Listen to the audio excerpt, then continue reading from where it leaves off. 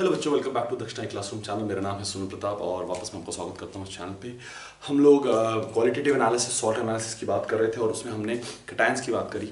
आज जो हम बात करेंगे वो करेंगे एनायंस की और देखेंगे कि एनायंस के कौन से एनायंस इंपॉर्टेंट है ना, और उनका हमें आइडेंटिफिकेशन करना है ताकि हम एग्जामिनेशंस में उन ऐसे क्वेश्चंस में आसानी से स्कोर कर पाएँ। जैसे कि आपने सॉल्ट एनालिसिस के first part that is cation के एनालिसिस में आपने देखा कि मतलब आप बहुत आसानी से किसी भी चीज़ को आइडेंटिफाई कर सकते हो और ज़्यादा डिफिकल्टी नहीं होनी चाहिए।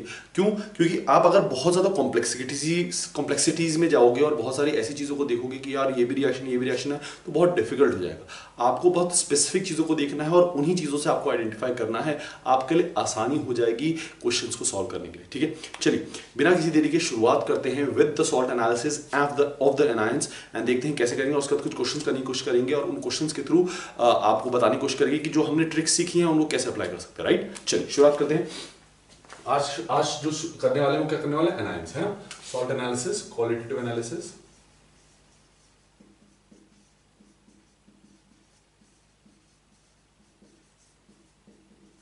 एनायंस। अब एनायंस जो है इनकी एक खास बात है, जैसे हमने उसमें ग्रुप्स में डिवाइड किया है, यहां भी हम ग्रुप्स में ही डिवाइड करेंगे इनको। ठीक है, लेकिन ये जो ग्रुप की डिवाइडिंग है ये डिफरेंट होगी विद रिस्पेक्ट टू जैसे वहां होती थी। वहां तो हम क्या करते थे कि इसका प्रेसिपिटेट बन गया तो ये एक ग्रुप में आ गया, इसका प्रेसिपिटेट बन गया दूसरे ग्रुप में आ गया। राइट, वहां पर ग्रुप की dividing on the basis of precipitate होती थी। कैसे, किसके बेसिस पे होती थी? प्रेसिपिटेट के बेसिस पे। यहां पर जो ग्रुप का डिवीजन होगा वो प्रेसिपिटेट के बेसिस पे नहीं होगा, वो गैस के रिलीज पे होगा। वेपर फॉर्म कौन सी रिलीज हो रही है, गैस रिलीज हो रही है कि नहीं हो रही है, उस बेसिस पे होता है। तो थोड़ा सा डिफरेंट है विद रिस्पेक्ट टू कैटायंस। ठीक है, लेकिन आसान है। कम एनायंस है तो आइडेंटिफाई करना भी आसान हो जाता है। ठीक है, चलिए क्वालिटेटिव एनालिसिस की बात करें। क्वालिटेटिव एनालिसिस में, एनायंस में हम इसको 3 ग्रुप्स में डिवाइड करते हैं। ठीक है, ग्रुप 1, ग्रुप 2 एंड ग्रुप 3। ठीक है, इन 3 ग्रुप्स में डिवाइड करते हैं, ग्रुप 1, ग्रुप 2, ग्रुप 3। अब ग्रुप 1 कौन से हैं? ग्रुप 1 वो हैं जिनमें अगर हम डाइल्यूट, मान लेते हैं x है हमारे पास ग्रुप 1 में, इस x में अगर मैं डाइल्यूट HCl और डाइल्यूट H2SO4, डाइल्यूट HCl और डाइल्यूट H2SO4 डालूं और गैस निकले या कोई वेपर निकले, तो ये कौन से पार्ट में आ जाएगा? ग्रुप 1 में आ जाएगा। किस में आ जाएगा? ग्रुप 1। ठीक है, चलिए अगर वही x, अगर कुछ y है और वो डाइल्यूट या डाइल्यूट H2SO4 के साथ कोई भी गैस रिलीज नहीं कर रहा है, तो हम क्या डालें उसमें? कंसंट्रेटेड HCl या कंसंट्रेटेड H2SO4, और तब कोई गैस रिलीज हो तो वो ग्रुप 2 का पार्ट है, तब वो ग्रुप 2 का पार्ट है। और यहां पर ये वो है जब कोई भी एसिड Z, कोई भी एसिड डालने पे इनसे कोई गैस रिलीज नहीं हो तो इनको क्या बोलेंगे? ग्रुप 3 का पार्ट। तो हमने ग्रुप 1, ग्रुप 2, ग्रुप 3 इनको बहुत डिफरेंट तरीके से आइडेंटिफाई किया। कैसे आइडेंटिफाई किया? ग्रुप 1 में हमने डाइल्यूट HCl और H2SO4 डाला और देखा कि डाइल्यूट HCl और H2SO4 में हमारे पास क्या है? गैस वेपर रिलीज हो रही है, तो उनको हमने किस में डाल दिया? ग्रुप 1 में। ठीक है, फिर हमने कंसंट्रेशन बढ़ाया और देखा कि कंसंट्रेटेड HCl, अब उनसे गैस रिलीज किस में डाल दिया? आपका ग्रुप 2 में। और फिर किसी से भी गैस रिलीज नहीं हो, वेपर फॉर्म रिलीज नहीं हो, तो हमने किस में डाल दिया? ग्रुप 3 में। तो हम इसको किस बेसिस में कर रहे हैं कि किस कंसंट्रेशन ऑफ एसिड के साथ आपका गैस रिलीज हो रही है या वेपर रिलीज हो रही है। ठीक है, डाइल्यूट होगा तो आपका ग्रुप 1, कंसंट्रेटेड होगा तो ग्रुप 2, और कभी रिलीज नहीं करेगी तो क्या होगा? ग्रुप 3। इस तरह से आप इसको डिवाइड कर सकते हैं। इस तरह से क्या कर सकते हैं? डिवाइड, है ना। चलो ठीक है,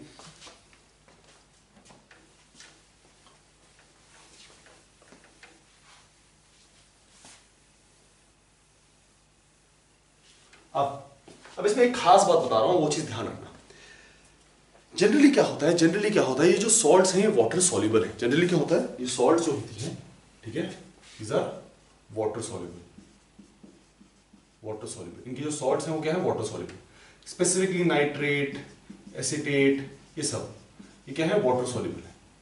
ठीक है, लेकिन कुछ सॉल्ट्स ना इनसॉल्युबल भी होती हैं। कुछ सॉल्ट्स क्या होती है? इनसॉल्युबल या पार्शियली सॉल्युबल। ठीक है, तो सॉल्युबल वाली तो यहां हो गई, तो आप क्या करोगे? आपने क्या किया? इन सॉल्ट्स को वाटर में सॉल्युबल किया और इसका रिएक्शन करवा दिया विद द रिस्पेक्टिव एसिड्स। लेकिन अब प्रॉब्लम क्या आएगी, कुछ सॉल्ट्स क्या इमिसिबल है या पार्शियली सॉल्युबल है या सॉल्युबल ही नहीं है, तो उनके लिए क्या करेंगे, उनके लिए हम बनाते हैं, तो इसको बोलते हैं वाटर एक्सट्रैक्ट। क्या बोलते हैं इसको, यहां पर हम इसको बोल देते हैं water extract. Water extract, water soluble है तो क्या बोलते हैं, वाटर एक्सट्रैक्ट बनाते हैं, वाटर में डिसॉल्व करके इसका बनाते हैं, इस तरह से हम रिएक्ट करवा देते हैं, ठीक है। लेकिन अब कुछ सॉल्ट्स ऐसी आएंगी जो वाटर इनसॉल्युबल है, वाटर इनसॉल्युबल है, पार्शियली सॉल्युबल है, ठीक है। तो अब क्या होगा, पार्शियली सॉल्युबल वालों के लिए, पार्शियली सॉल्युबल के लिए हम अब डायरेक्टली तो पानी में डाल के नहीं कर सकते, तो वाटर में डाल के तो डायरेक्टली नहीं कर सकते, तो हम क्या बनाते हैं, हम बनाते हैं सोडियम एक्सट्रैक्ट, हम बनाते हैं सोडियम एक्सट्रैक्ट, हम बनाते हैं सोडियम एक्सट्रैक्ट। सोडियम एक्सट्रैक्ट क्या करेगा, सोडियम एक्सट्रैक्ट क्या करता है, सोडियम एक्सट्रैक्ट क्या होता है कि यहां पर आप सोडियम लेते हो, ठीक है, और सोडियम का रिएक्शन विद दैट सॉल्ट करवाते हो, ठीक है। तो आपने एक सॉल्ट के साथ करवाया, ठीक है, सॉल्ट के साथ करवाया, तो सोडियम सॉल्ट के साथ जो एनायन है उसके साथ एक कंपाउंड बना लेगा, NaX मान लेते हैं, और जो मेटल होगा वो अलग से रह जाएगा Y, है ना। तो उसने कंपाउंड बना लिया। अब इसको हम किसी से भी रिएक्ट करवा सकते हैं तो गैस रिलीज हो सकती है। तो हम क्या करते हैं, जनरली तो हम वाटर सॉल्युबल कंपाउंड्स को वाटर सॉल्युबल की तरह फिर रिएक्ट करवाते हैं एसिड से। जब हम एसिड से रिएक्ट कराते हैं तो हम क्या बनाते हैं, उनका मिक्सचर बनाते हैं। क्या बनाते हैं, मिक्सचर। मिक्सचर कैसा बनाते हैं, या तो वाटर में सॉल्युबल करेंगे, है ना, या फिर सोडियम एक्सट्रैक्ट बनाएंगे। अब वाटर में सबके सब सॉल्युबल तो नहीं होते, तो हम क्या करते हैं, सोडियम एक्सट्रैक्ट बनाने की कोशिश करते हैं, क्योंकि सोडियम एक्सट्रैक्ट बनते ही जो सोडियम की सॉल्ट बनेगी वो वाटर सॉल्युबल होगी, या वो आसानी से रिएक्ट करेगी और आसानी से आपको क्या मिल जाएगा, वो स्पेसिफिक गैस मिल जाएगी, आप आइडेंटिफिकेशन कर सकते हो, ठीक है। तो इस चीज का ध्यान रखना कि वाटर सॉल्युबल और पार्शियली सॉल्युबल ये दोनों चीजें होती हैं। आपको ये याद करने की जरूरत नहीं, पर एक कॉन्सेप्ट है जो आपको पता होना चाहिए। कभी कभी पूछ लिया जाएगा सोडियम एक्सट्रैक्ट क्या, मतलब सोडियम एक्सट्रैक्ट लिख दिया जाएगा और वहां पर गलती नहीं होनी चाहिए, इससे क्वेश्चन तो नहीं बनेगा, लेकिन जब आपका ग्राफ पूरा वो आएगा, पैराग्राफ आएगा, और पैराग्राफ में कहीं ना कहीं सोडियम एक्सट्रैक्ट लिखा होगा तो आप कंफ्यूजन क्रिएट हो जाएगा। तो सोडियम एक्सट्रैक्ट कुछ नहीं है, बस सॉल्ट, उस सॉल्ट का फॉर्मेशन है। चलिए अब ग्रुप 1 से देखते हैं कि ग्रुप 1 में क्या क्या है, क्या क्या हिसाब है और कैसे कैसे करना है। चलिए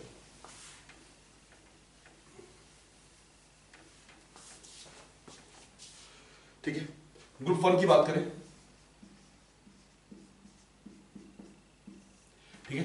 ग्रुप 1 कौन था, ग्रुप 1 वो थे जिनके सॉल्ट का रिएक्शन विद डाइल्यूट HCl या डाइल्यूट H2SO4 होता था और वो गैस रिलीज करते थे, ठीक है ना। ग्रुप 1 वो थे, है ना। अब ये ग्रुप 1 में कौन कौन आते हैं, ग्रुप 1 में कौन कौन आते हैं, ग्रुप 1 में आते हैं, देखो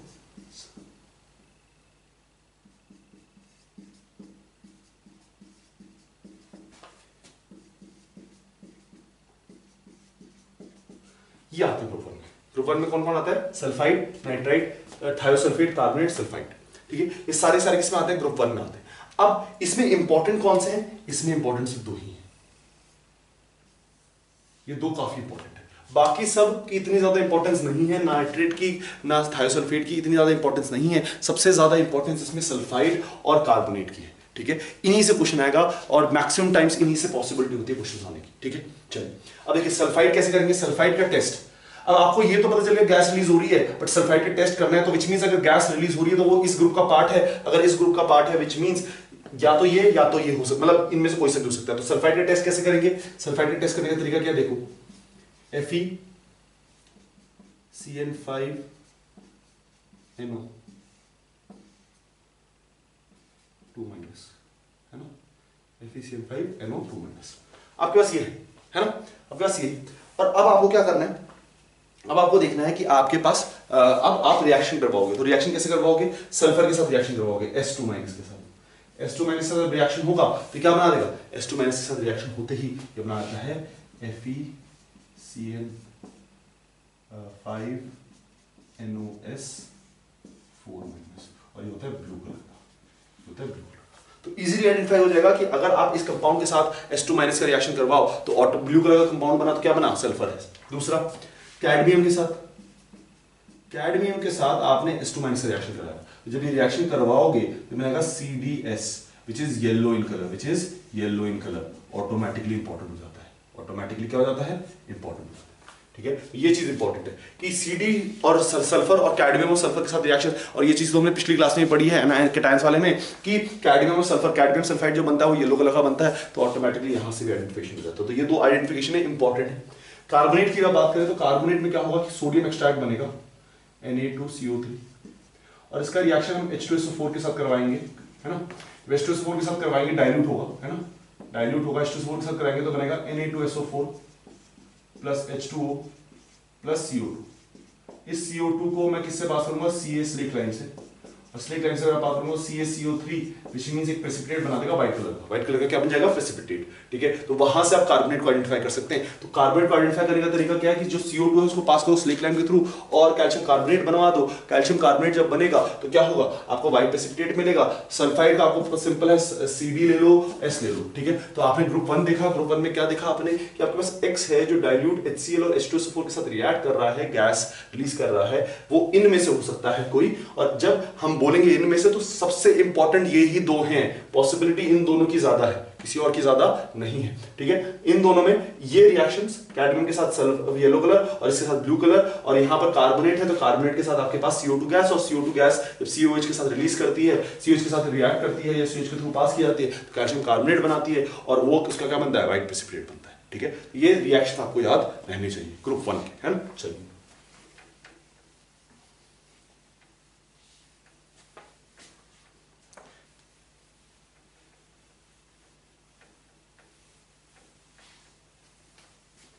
चलिए अब बात करते हैं ग्रुप 2 की। ग्रुप 2 में देखते हैं क्या होगा, ठीक है। ग्रुप 2 की बात करते हैं, ग्रुप 2 में देखते हैं। ग्रुप 2 में क्या है कि आपके पास Y है और Y का रिएक्शन हो रहा है कंसंट्रेटेड H2SO4 या कंसंट्रेटेड HCl से।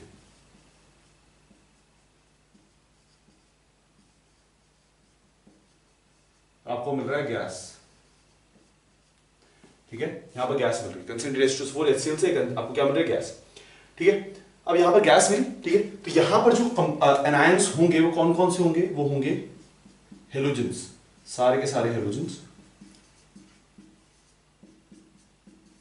सारे के सारे हेलोजेंस। साथ में होगा आपके पास ऑक्सिलेट, और साथ में होगा आपके पास नाइट्रेट, ये सारे होंगे आपके पास, है ना। तो आपके पास ये हेलोजेंस होंगे, ऑक्सिलेट होंगे और नाइट्रेट होंगे। हेलोजेंस में इंपॉर्टेंट कौन सा है, ये 3 इंपॉर्टेंट है, और सिर्फ नाइट्रेट इंपॉर्टेंट, ठीक है। ऑक्सिलेट्स एंड फ्लोराइड इतना ज्यादा नहीं पूछा जाता, रेयरिटी है कि आएगा, ठीक है। इंपॉर्टेंट कौन से हैं आपके पास, क्लोरीन, क्लोराइड, ब्रोमाइड, आयोडाइड, और आपके पास NO3-, ठीक है। क्लोराइड के बारे में बात करें तो क्लोराइड की आइडेंटिफिकेशन कैसे होगी, सिंपल है, Cl- का रिएक्शन MnO2 के साथ उस तरह से, ठीक है, इधर कर लेते हैं। Cl- का रिएक्शन, Cl- का रिएक्शन MnO2 के साथ, है ना, MnO2 के साथ इसको ऑक्सीडाइज किया जाएगा, Cl2 मिलेगा तो एक येलो कलर गैस मिलेगी, क्या मिलेगी, येलो कलर गैस, ठीक है। तो सॉल्ट को अगर आपने MnO2 की तरफ पास किया तो आपको येलो कलर गैस मिलेगी, ठीक है। ब्रोमाइड की बात करें तो ब्रोमाइड में भी वही कर सकते हैं, MnO2 डाल सकते हैं, और MnO2 डालेंगे तो Br2 मिलेगा तो ब्राउन कलर गैस मिलेगी। दूसरा रिएक्शन है इसमें कि Br- का रिएक्शन आप किसी Cl2 से कर दीजिए, है ना, Br- का रिएक्शन आप Cl2 से कर दीजिए, ठीक है। इस सॉल्ट का रिएक्शन Cl2 पास करिए तो क्या बनेगा, Cl- बना देगा, साथ में Br2 बना देगा, और इसको डाल दीजिए CCl4 में। जब CCl4 में रखोगे तो आपको एक पर्पल ब्राउन कलर की लेयर मिल जाएगी, ब्राउन कलर की लेयर मिल जाएगी, या सॉल्यूशन मिल जाएगा ब्राउन कलर का, ठीक है। तो आप यहां पर बता दोगे ब्राउन कलर सॉल्यूशन है, ठीक है ना, ब्राउन कलर सॉल्यूशन, ठीक है। तो आपको यहां पर आइडेंटिफाई करने में आसानी होगी। आयोडीन की जब हम बात करते हैं तो आयोडीन का क्या है, सिंपल है, आयोडीन का अगेन ये रिएक्शन आयोडीन के साथ भी हो सकता है कि I- प्लस Cl2 क्या बनाएगा, Cl- प्लस I2, और इसको फिर अगेन CCl4 में रख दो, है ना, किसमें रख दो, CCl4 में। तो CCl4 ऐसे से आइडेंटिफाई कर सकता है कि क्या है, कि पर्पल कलर का अगर वो बनेगा लेयर पर्पल कलर या वॉयलेट कलर, तो आप बोल सकते हो कि क्या है, ये I2। I2 एक और इंपॉर्टेंट आइडेंटिफिकेशन है स्टार्च के साथ, ठीक है, और ये बनाता है कॉम्प्लेक्स, बनाता है ब्लू कलर का, कॉम्प्लेक्स बनाता है ब्लू कलर का, ठीक है। तो जो कॉम्प्लेक्स होगा, अगर ब्लू कलर का कॉम्प्लेक्स बन रहा है स्टार्च के साथ तो क्या होगा, आयोडीन होगा, ठीक है। फिर आती बात नाइट्रेट की। नाइट्रेट का तो बेटा एक ही टेस्ट है, नाइट्रेट का टेस्ट क्या है, ब्राउनिंग टेस्ट, जहां पर हम क्या यूज करते हैं, हम यूज करते हैं Fe2+, ठीक है, Fe2+, और Fe2+ क्या होता है, ठीक है, ये हो जाता है ऑक्सीडाइज 3+, Fe3+, प्लस ये हो जाता है रिड्यूस, तो नाइट्रेट हो जाता है रिड्यूस, और NO बना देता है Fe3+ से चल जाता है। फिर ये NO जो है ये Fe2+, FeH2O होल 6 2+ के साथ रिएक्ट करके, FeH2O होल 6 2+ के साथ रिएक्ट करके बना आता है FeH2O होल 5 NO 2+, यहाँ पर इस Fe की +1 ऑक्सीडेशन स्टेट है और NO पे भी +1 है, ठीक है। तो ये आपके पास होगा और this is the brown ring complex, brown ring complex बन जाता है आपका, ब्राउन रिंग कॉम्प्लेक्स, है ना, ब्राउन रिंग कॉम्प्लेक्स बन जाता है। दिस इज द आइडेंटिफिकेशन, जो इन सबका आइडेंटिफिकेशन है क्लोराइड, ब्रोमाइड, आयोडाइड और नाइट्रेट का, ठीक है। This is very important, specifically nitrate बहुत इंपॉर्टेंट है, स्पेसिफिकली आयोडाइड बहुत इंपॉर्टेंट है, क्योंकि स्टार्च का जहां पर बोल दिया जाए तो आप डेफिनेटली याद रखेंगे वो क्या होगा, आयोडाइड होगा। ब्रोमाइड का बोल दिया जाए तो डेफिनेटली याद, ब्रोमाइड यूजुअली नहीं पूछा जाएगा, आयोडाइड बहुत इंपॉर्टेंटली पूछा जाता है, दूसरा नाइट्रेट बहुत इंपॉर्टेंटली पूछा जाता है। तो नाइट्रेट का क्या है, ब्राउन रिंग टेस्ट, है ना, नाइट्रेट का क्या है, brown ring test, brown ring test, है ना, बहुत इंपॉर्टेंट है, ठीक है, इस चीज को याद रखिएगा। और फिर आपके पास ये ना, तो ग्रुप 2 में आपके पास ये हुआ, ठीक है। तो आप बात करते हैं लास्ट ग्रुप 3 की।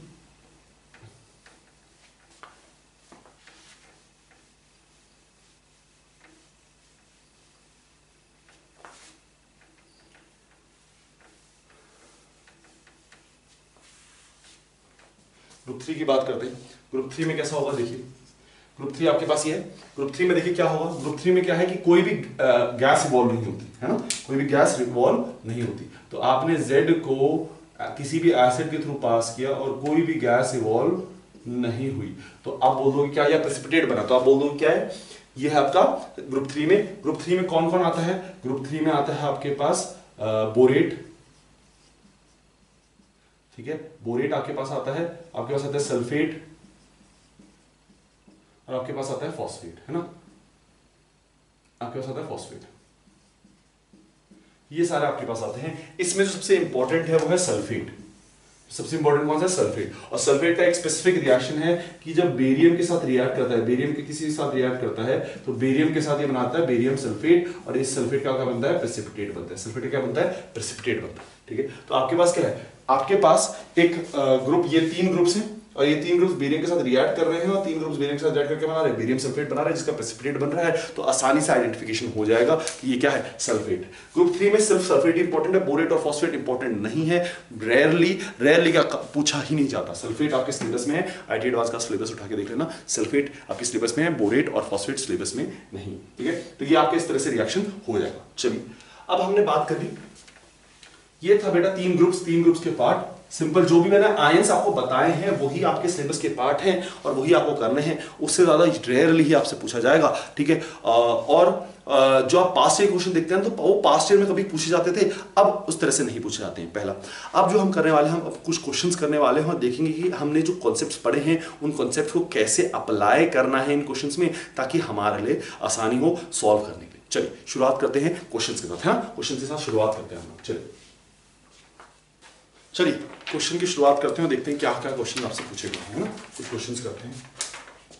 क्वेश्चन 1 में पूछा गया है कि हमारे पास X है और X का रिएक्शन H2SO4 के साथ हो रहा है, डाइल्यूट, और हमें मिल रहा है Y, colourless gas with irritating smell, gas with irritating smell। ये जो Y है इसका रिएक्शन हम K2Cr2O7 प्लस H2SO4 के साथ कर सकते हैं और हमें ग्रीन कलर मिलता है, ग्रीन सॉल्यूशन मिलता है, ठीक है। आपसे पूछा गया है कि X and Y are respectively क्या है,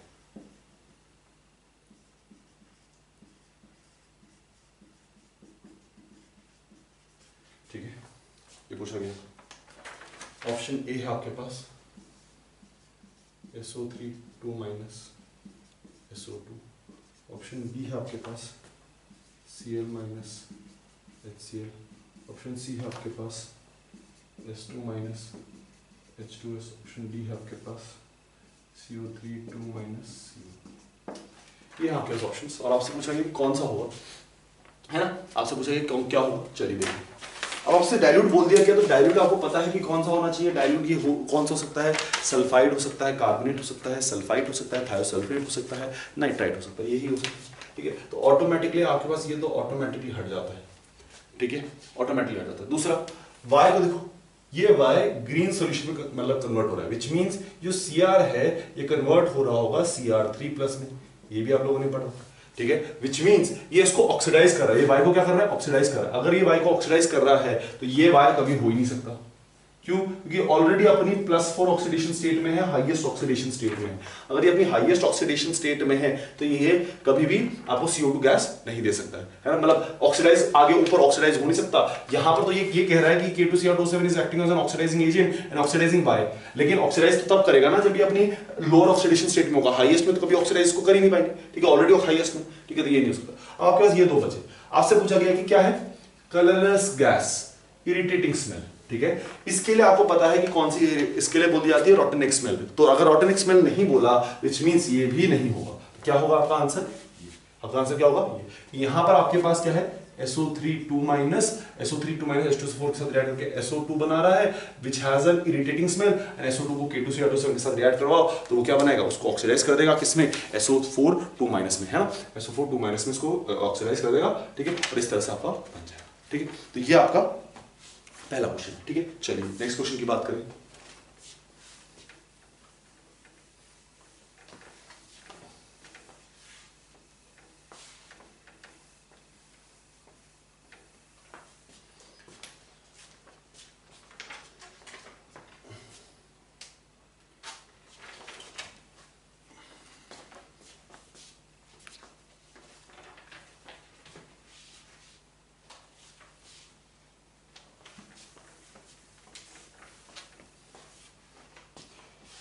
ये नेक्स्ट क्वेश्चन करने वाला थोड़ा लंबा क्वेश्चन है, देखेंगे, ठीक है, क्या क्वेश्चन है देखिए।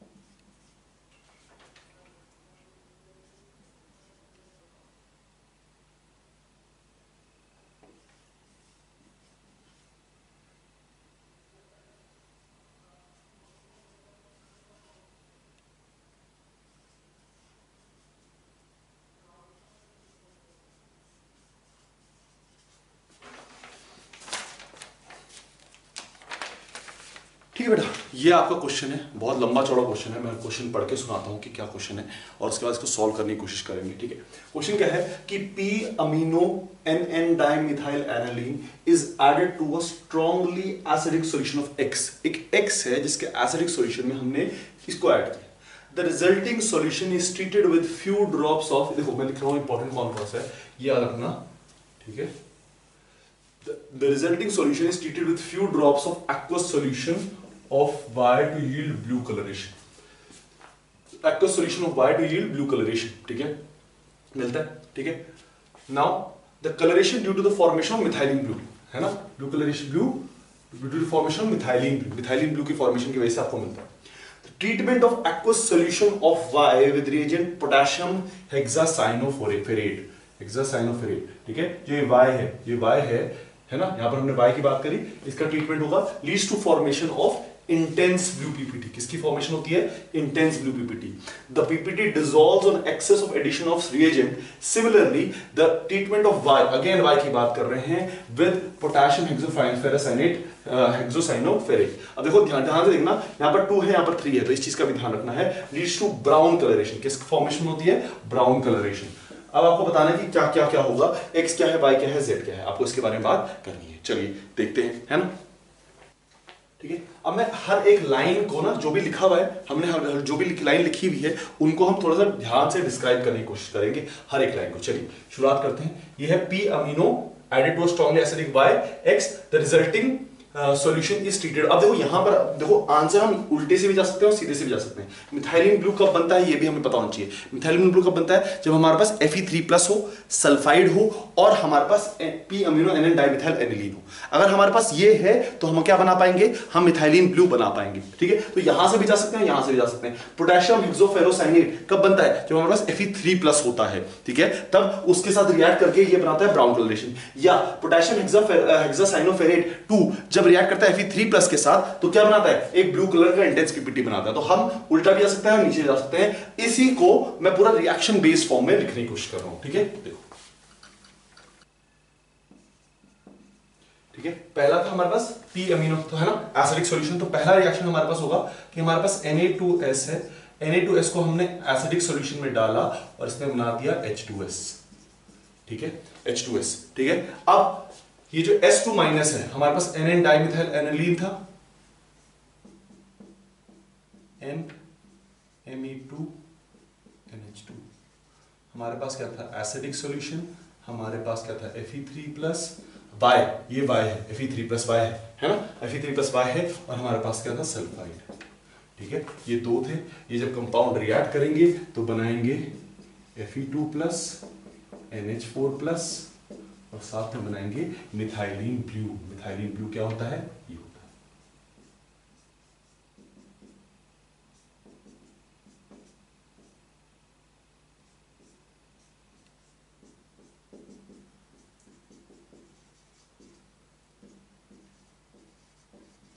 ये होता है methylene blue. This is methylene blue, है ना।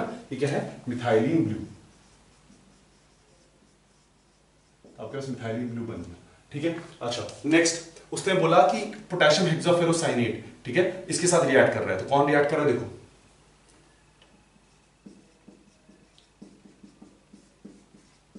ठीक है, इसके साथ Y रिएक्ट कर रहा है। तो Y क्या होगा? Fe3+। तो Fe3+ इसके साथ रिएक्ट कर रहा है और बना रहा है आपके पास Fe4 FeCN6 क्या कलर होता है? ब्लू कलर का होता है। ठीक है, नेक्स्ट इसी में आपके पास क्या है? पोटेशियम हेक्साफेरोसाइनेट, लेकिन FeCN6K3 है यहां पर। ठीक है, और किसके साथ रिएक्ट कर रहा है? Fe3+ के साथ। यहां पर बनेगा FeCN6, ये बन जाएगा, है ना। ये क्या कलर है? Brown colour. अब यहां से आइडेंटिफाई करना तो आप लोगों के लिए आसान हो जाएगा। क्या बोला है? एक्स क्या है? एक्स क्या होगा? देखो, एक्स ही होगा। एसिडिक सॉल्यूशन में डाला है तो H2S बन गया, एसिडिक Na2S। ठीक है, नेक्स्ट कंपाउंड Y। Y क्या? Fe3+, ये होना जरूरी है। Y देखो उसमें लिखा था किससे? हेक्साफेरोसाइनेट, है ना। पोटेशियम हेक्साफेरोसाइनेट के साथ सॉरी हेक्सासाइनोफेरेट के साथ हेक्सासाइनोफेरेट 2 के साथ क्या बनाता है? हेक्साफेरोसाइनेट के साथ बनाता है ये ब्लू कलर का कलरेशन, और हेक्सासाइनोफेरेट 3 के साथ बनाता है ये ब्राउन कलर का कलरेशन। क्या होगा? Fe3+। तो Fe3+ वाला हो जाए। अब इसमें से Fe3+ कौन सा है? ये रहा Fe3+। और फिर क्या बोला है? कंपाउंड Z कौन सा होगा? कंपाउंड Z क्या बोला है? कंपाउंड Z क्या था? देख लेते हैं एक बार। मैं कंपाउंड Z क्या बोला था? Compound Z brown colour colouration वाला। तो ब्राउन कलर कलरेशन वाला कौन सा है? ये वाला ब्राउन कलर कलरेशन वाला। तो क्या होगा? ये होगा। ठीक है ना। तो आपसे बोला गया था आपको ये आइडेंटिफाई करना है। देखो ग्राफ, पैराग्राफ ना बहुत लंबा देंगे वो, और उसमें कंफ्यूजन क्रिएट करने की कोशिश करेंगे, लेकिन आपको हर एक लाइन से इंपॉर्टेंट पार्ट कौन सा है वो निकालना जरूरी है। क्योंकि जितना लंबा ग्राफ देंगे आपके लिए, आप उसी को उसी में डिड्यूस करते जाओगे तो आसानी होती जाएगी। ठीक है, वेरी इंपॉर्टेंट, बहुत पुराना क्वेश्चन है, 2009 का क्वेश्चन है IIT-JEE का, लेकिन ये बहुत इंपॉर्टेंट है क्योंकि एकदम से ना ये वाला ये पार्ट याद नहीं आएगा आपको।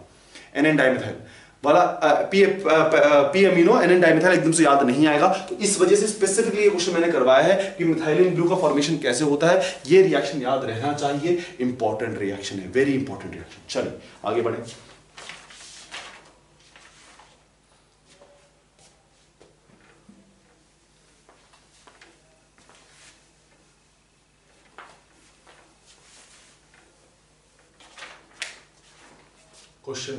क्वेश्चन मेरी ग्राफ है, पैराग्राफ है।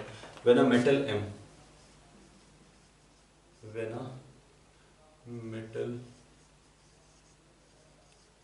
rod M is, the metal rod is M,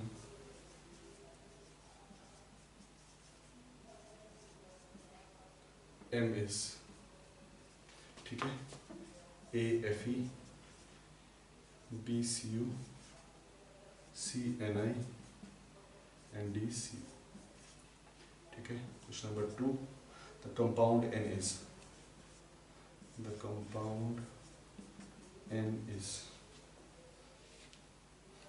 A AgNO3, B ZnNO3, C AlNO3 whole thrice, D PbNO3 whole thrice. And question number 3 आपके पास, the final solution contains,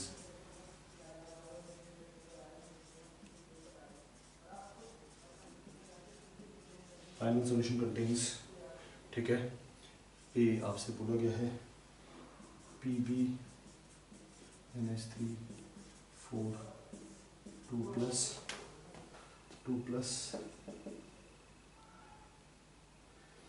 and CuNH3 4 2 plus, last D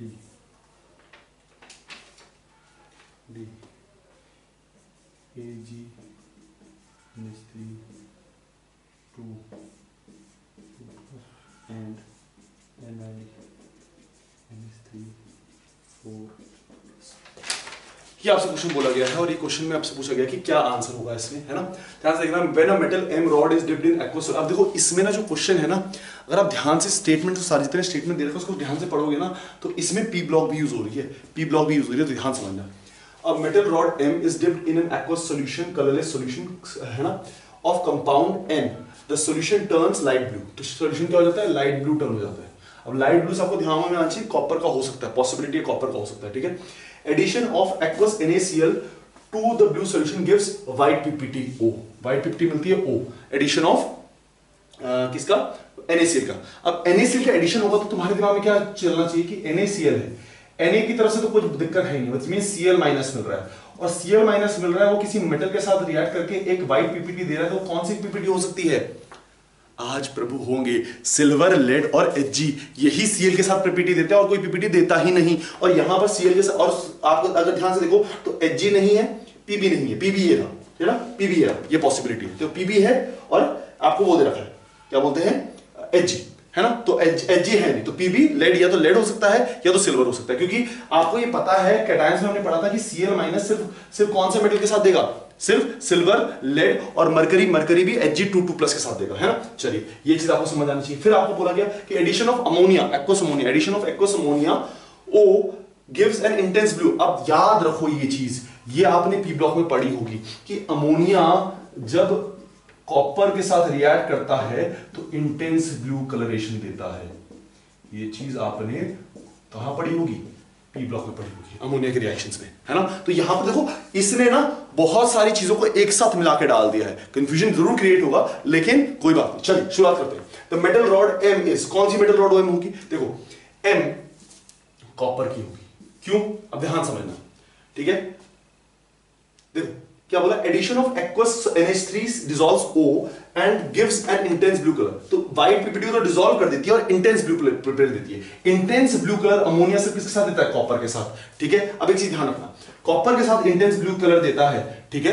अब अगर copper के साथ intense blue colour देता है और यहां पर हमने रिएक्ट करवा दिया Ag, है ना, प्लस, तो कॉपर मेटल रॉड M है, Ag copper definitely, copper higher up in the electrochemical series आता है, तो कॉपर डेफिनेटली क्या कर सकता है, इस सिल्वर को क्या कर सकता है, रिड्यूस कर सकता है, और खुद को क्या कर सकता है, ऑक्सीडाइज कर सकता है। कॉपर खुद को क्या कर देगा, ऑक्सीडाइज, सिल्वर को क्या कर देगा, रिड्यूस, ठीक है। ये पॉसिबिलिटी बिल्कुल बन सकती है, और है ना, तो यहां पर क्या हो जाएगा, यहां पर इसने इसको ऑक्सीडाइज करके Ag बना दिया, इसने Ag के साथ Cl माइनस के साथ रिएक्ट करके AgCl बना दिया, और AgCl व्हाइट पीपीटी है। और ये चीज अगेन आपने कहां पढ़ी होगी, अगेन पी ब्लॉक में, कि Ag प्लस जो है वो अमोनिया सॉल्यूशन में डिसॉल्व हो जाता है, AgNH3 होल 4 2 प्लस के साथ डिसॉल्व हो जाता है। ये चीज आपने जरूर पढ़ी होगी। तो वहां से पूरा पूरा आ जाता है कि मेटल रॉड M क्या होगी, कॉपर होगी, कंपाउंड N क्या होगा, सिल्वर का कंपाउंड होना चाहिए। अब सिल्वर का कंपाउंड कौन सा है, ये रहा, और आपके पास final solution contains, final solution में क्या होना चाहिए, हमने लेड को क्यों नहीं लिया, लेड को क्यों नहीं लिया, क्योंकि बेटा लेड,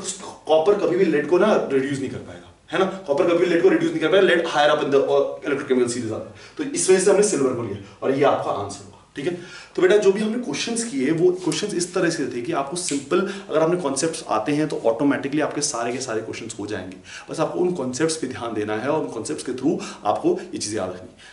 याद रखना कि कैटायंस में जो मैंने करवाया है, जो ट्रिक्स बताई गई हैं, वो ट्रिक्स अगर याद रख लो तो उन्हीं में से कहीं घूम घाम के आएगा। और आपको बेस्ट पॉसिबल एग्जाम्पल देता हूँ, 2020 का IIT एडवांस का पेपर उठा के देख लेना, पहला जो ग्रुप है उसी से क्वेश्चन आया है कैटायंस के। तो बहुत आसान क्वेश्चन आते हैं, डिफिकल्ट क्वेश्चन नहीं आते। जो ट्रिक्स बताई गई हैं, जो कॉन्सेप्ट्स बताए गए हैं, उनको ध्यान रखें और आसानी से आपके क्वालिटेटिव एनालिसिस क्वेश्चंस हो जाएंगे। ठीक है, तो बस इस चैप्टर में इतना ही। अब आपसे मिलेंगे किसी और चैप्टर के साथ। Thank you for this.